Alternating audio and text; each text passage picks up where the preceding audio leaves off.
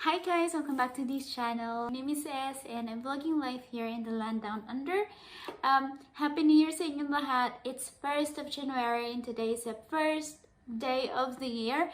And I hope that you celebrated and enjoyed with your family and friends. And if you're far away like me, I hope that you did have an awesome New Year as well, wherever you are. This video ay naisip ko bilang simula ng taon at naisip ko na kailangan may mga goals tayong yung 2020. And one of them is to create more YouTube videos, hopefully. So, I know na naging slack ako these past few weeks, few months. Medyo nalungkot ako kasi masyado maraming nangyaring trahedya sa Pilipinas. So, nag-tone down ako ng konti. But, for today, sabi ko, gawin nating opportunity yung bawat araw na charot lang. Yun, masyadong seryoso, diba? So, ngayon lang naman yung mag-unbox tayo ng gift na natanggap natin nung holidays. And that would be, ito yun, hawak ko, Apple iWatch Series 3. So, ayun na nga, buksan natin, tingnan natin. It comes with a very neat packaging. Alam niyo naman si Apple, masyado siyang kilala sa magandang packaging. So, super neat and super ganda ng packaging nito. So, buksan na natin. At kailangan ko yata ng knife. So, yan. Nakakuha na tayo ng knife. So, let's pop this thing out. This is my very first time that I will have an Apple Watch. This is an iWatch Series 3. Yeah.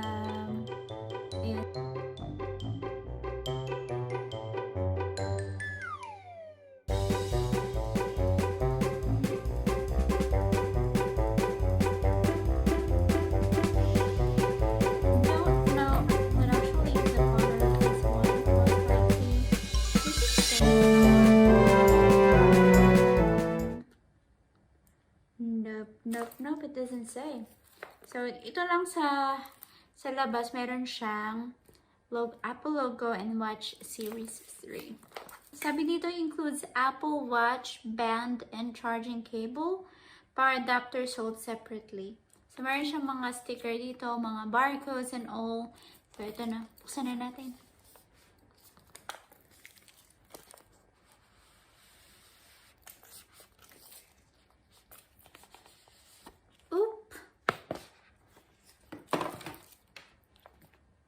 Designed by Apple in California.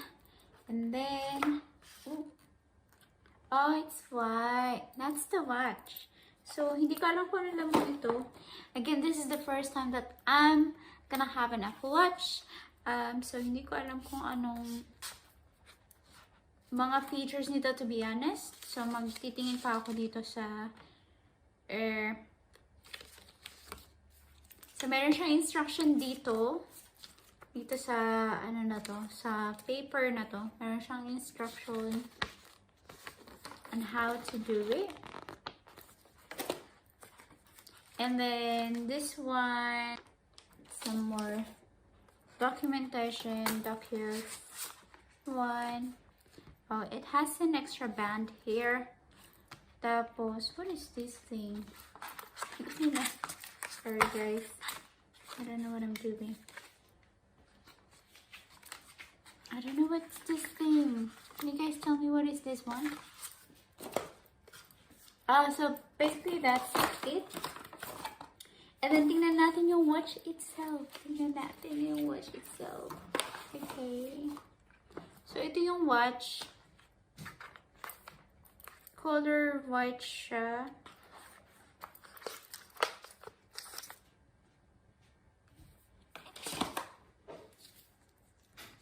Siyang ganyan.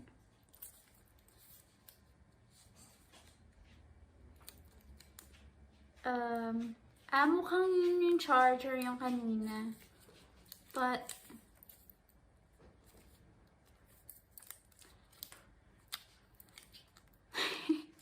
challenge naman to. Ayun. Yan lang pala. So, ayan na siya. Ayan mismo yung unit niya. Sa likod. Ayan. Ito yung button niya. Akala ko red to. Pero mukhang hindi naman siya red. Naka-charge ba to? Hindi yata. Okay, sige guys. Aralin ko muna and then mamaya isi-set up natin. Samahan niyo ako. Wait.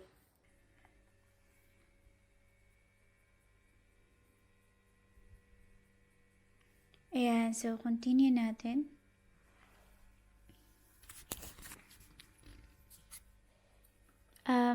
Set up for myself.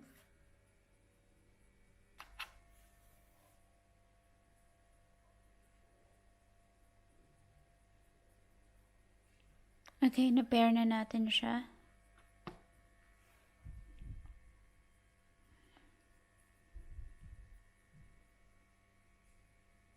Set up Apple Watch. Sabi ko left.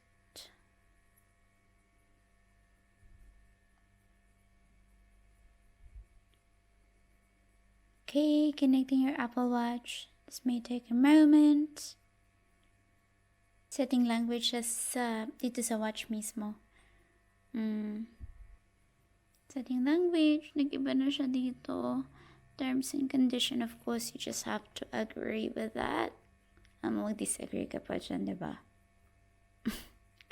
Besh! Tagal niya.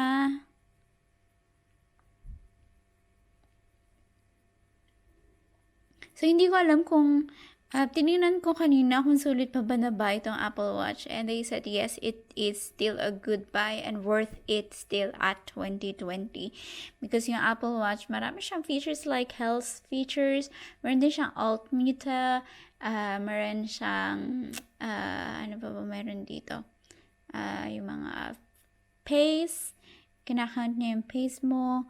And of course, may watch. Pwede kang mag-open ng message dito. Pwede kang mag-store ng podcast, other stuff, music, things like that. And you can use it conveniently. You can even set up Apple Pay, I think, on this watch. So it's really good. Although I haven't been really using Apple Pay yet. Feeling ko mas madali ako magastos kapag may Apple Pay. Because, you know, the convenience of tap, tap, and tap. And kung hindi naka-set up, parang nakakatamad magastos. And so that way, I just find it that it works for me. Because that way, hindi ako masyado napapagastos. Because kapag tap, just go, good luck, savings. But anyway, I think is it still pairing? What's it doing? Okay, so find my watch. I'm gonna say enable find my watch. I'm gonna say okay. And workout, route tracking. Sige, Apple. Saan natin enable? Watch mo lang ako. Wala ka namang mapapanood sa akin. Improve it, I say don't share. And then shared settings. Apple Watch shares settings with iPhone, location services.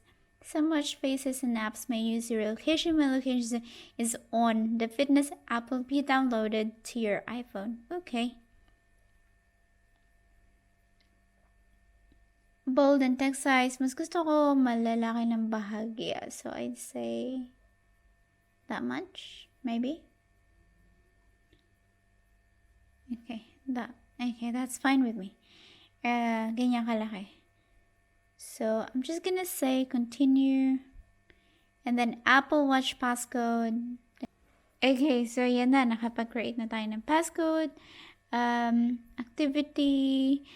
Sit less, move more, and get some exercise. Yan ang benefits niya talaga sa physical activities and sa exercise. So, sana this year, 2021, magkaroon ako really ng time para makapag-exercise at talaga makapag-move. So, I'm gonna go ahead and set up that activity now. Is it setting it up? Okay. And then, set up activity. Oh my goodness, I have to set it up. Okay, fine.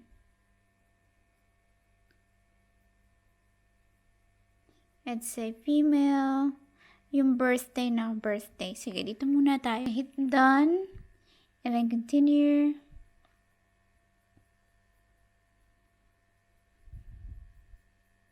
So I'm gonna say moderate. Light. Hindi, light lang tayo, besh. Set move goal. 30 minutes per day. 12 hours. No. O kaya yan, besh. Daily stand goal, 8 hours. No, maybe. Oh no, 6 hours pala yung minimum nun, besh. So set stand goal. Get the latest feature security improvements. So I'm just gonna say continue. Sa mga updates lang yan. And then Apple Pay. Set up later in Apple Watch because I don't want to set it up. Emergency SOS. Continue. Install available apps. I'm gonna say install all. So my Apple Watch is now syncing. I think that's gonna take a long time. So yan, simula pa lang siya or mamaya ulit, diba? So balik ako mamaya kapag malapit na siya matapos. So guys, ayan siya sa braso ko. Maliit yung braso ko pero kasya siya. So, yan, hindi kayo mag-worry. Mukha namang okay lang. It's not the best looking watch, but okay lang siya, diba? Ayan. Okay, so welcome back guys. Ito na nga, na-setup na natin yung watch. So, first glance, ganyan yung hitsura niya. Meron siya mga, mga slots para pag-suot mo na adjustable para sa wrist mo kung gano'n man siya kalaki yung wrist mo. So, 38mm yung kaniyang face. Medyo boxy siya kung makikita nyo, pero okay lang. Feeling ko maganda pa rin siya. Nga pala, itong watch na to, nirelease siya September of 2017 pa. So, meron siyang 2018. Syempre, this is iWatch Series 3. So, meron Series 4, Series 5, and Series 6 ngayong 2020. But then, yeah, I think this is still good. Kasi next year naman, supported pa siya, I think, sa iOS 7 or 8. Yeah. So, supported pa siya. That's what we know until next year. So, still good. Yun, white yung color na nabigay sa akin. And as far as the, mga features naman niya ay pwede siyang, ipang swimming hanggang 50 meters. Yun, so, water resistant siya. Tapos, ano pa ba? Hindi pa ako masyadong familiar din sa mga iWatch OS. Yung mga iWatch OS version, hindi pa ako masyadong familiar kasi nga first time ko lang magkaroon ng Apple Watch. But in fairness naman sa appearance niya, hindi siya mukhang luma kahit from 2017 pa siya. And so that's it for today's video, guys. I hope that you guys enjoyed this video. If you do, please give it a thumbs up. Please hit like and subscribe. And thank you guys for watching. I'll see you guys in the next one. Thank you. Bye.